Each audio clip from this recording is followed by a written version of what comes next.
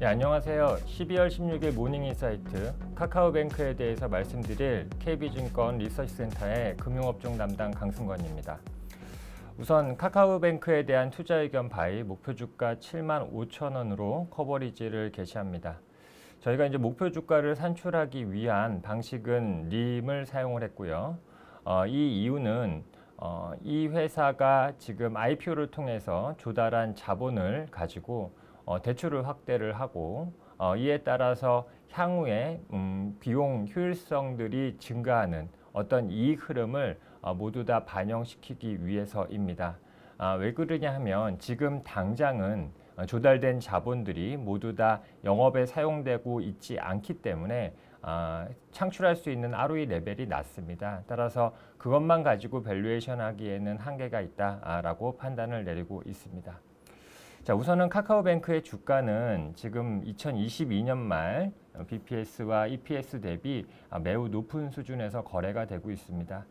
지금 이제 시장에 상장되어 있는 은행 업종과는 비교할 수 없을 정도로 매우 높은 수준이고, 앞서서 말씀드렸듯이 2022년과 2023년에 예상되는 ROE를 감안하더라도 매우 높은 수준이라고 생각을 하고 있습니다.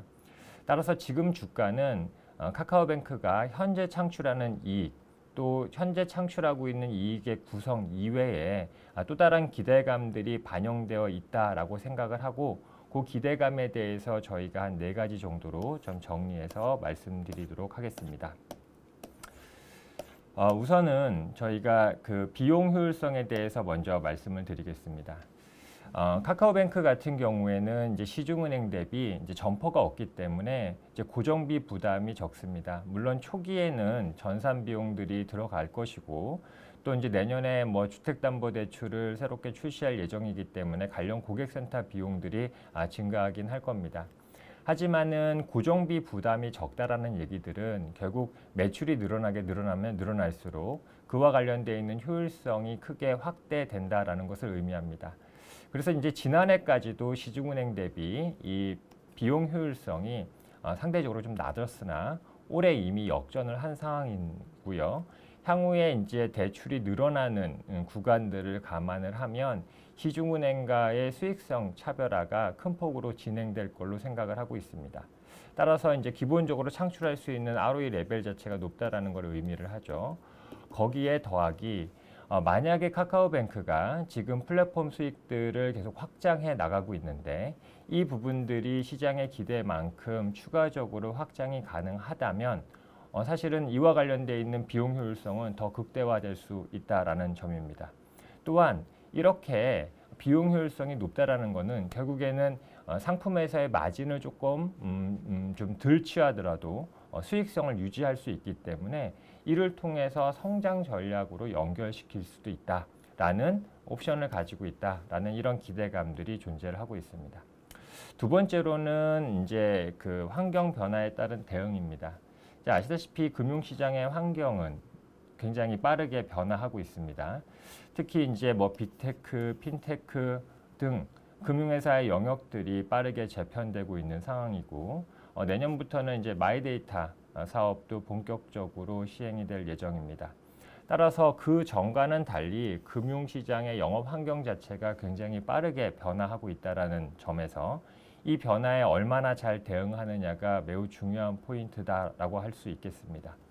근데 카카오뱅크의 과거 경험을 놓고 보면 비대면 신용대출 출시를 통해서 시장에서 신용대출의 점유율을 빠르게 확장했고요.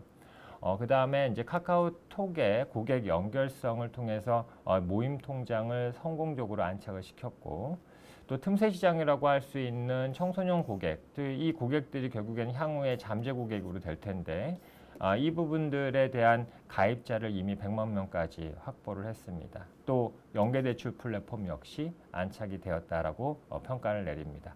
즉 카카오뱅크가 과거 한 2, 3년 동안의 혁신적인 금융상품 또는 틈새 시장 공략 등을 통해서 빠르게 성장을 해왔다라는 경험을 바탕으로 결국 향후의 변화, 금융환경 변화 역시 적극적인 대응이 가능할 거다라는 기대감들이 반영이 되어 있고요. 또 하나는 이제 중금리 대출 부분들입니다. 인터넷 전문은행이 처음에 이제 만들어지면서 중금리 대출에 대한 요구가 감독 당국으로부터 좀 많이 있었고요. 최근에는 이 그러니까 중금리 대출의 신용대출 안에서의 비중도 사실 감독 당국에서 권고를 좀 받고 있는 상황입니다. 따라서 어쩔 수 없이 이 부분들은 지금 현재 늘려 나가야만 됩니다. 근데 사실 이게 늘어났을 때 이제 단점은, 그러니까 리스크라고 할 수 있는 점들은 만약에 대손율이 크게 상승하면 어쩌지? 라는 부분들이 존재를 합니다. 그런 리스크에도 불구하고 만약에 이제 이 부분들에서 성공을 한다면 이는 차별화된 경쟁력을 확보할 수 있다라는 의미를 가지게 됩니다.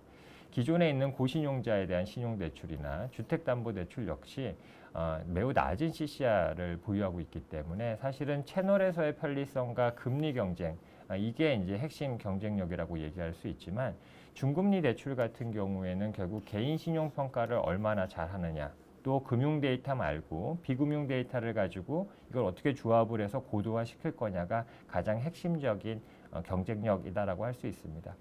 따라서 이런 부분들에서 성공적인 흐름들을 보이게 된다면 중금리 대출 시장에서의 지배적 사업자가 될 수 있고, 이제 아시다시피 개인들의 정보들과 데이터들이 누적이 되면 될수록 결국에는 예측 가능성이 높아질 수 있다는 점을 감안을 하면 이 역시 플랫폼과 비슷하게 승자독식 구조에 대한 기대감으로 작용을 할 수 있다라고 생각을 하고 있고요. 마지막으로 이 에코시스템입니다.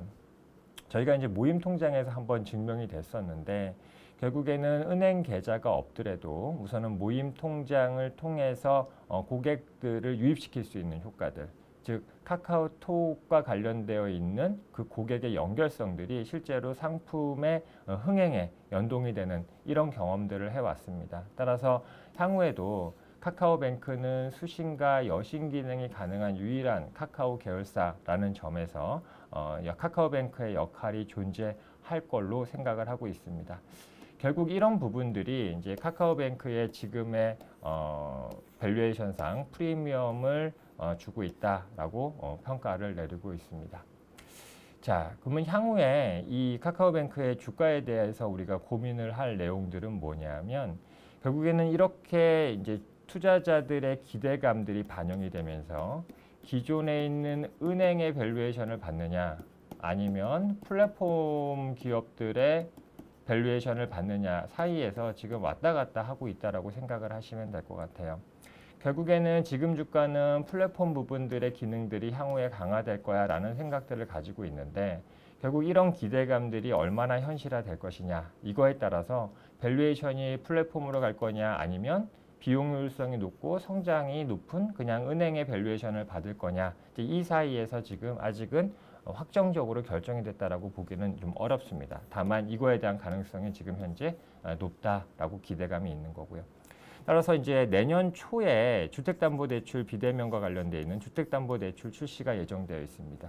얘가 얼마나 성공을 하느냐에 따라서 아까 말씀드렸던 비용 효율성이 얼마나 빨리 개선되느냐, 그 다음에 성장이라는 기대치를 얼마나 달성할 수 있느냐라는 부분들이 결정이 될 거고요. 하반기에는 개인 신용 사업, 그러니까 개인 사업자 대출 부분들의 시장에 진출할 예정입니다. 이렇게 되면 정부의 가계대출 규제랑은 조금 상관이 없는 또 다른 이제 성장 동력을 확보할 수 있을 걸로 생각을 합니다. 또 중금리 대출은 아까 말씀드렸듯이 내후년까지 이제 감독 당국의 권고 사항에 따라서 규제 비율을 맞춰서 나가야 될 텐데요. 결국 그 사이에서 카카오뱅크가 이제 이 대손 비용을 관리하기 위해서 개인 신용평가 시스템을 계속 고도화하고 있는 상황입니다. 결국 이거에 대한 성과가 어떻게 나올 거냐.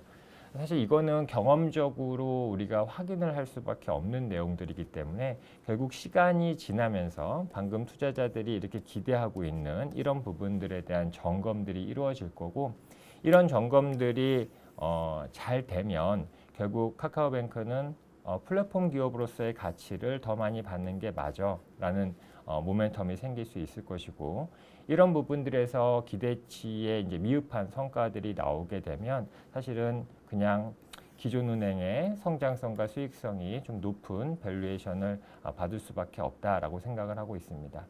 이제 아시다시피 이런 인터넷 전문 은행이 이제 처음 시작이 돼서 이제 막 성장하는 단계이기 때문에 아직은 불확실성과 기대감들이 공존하고 있는 상황입니다.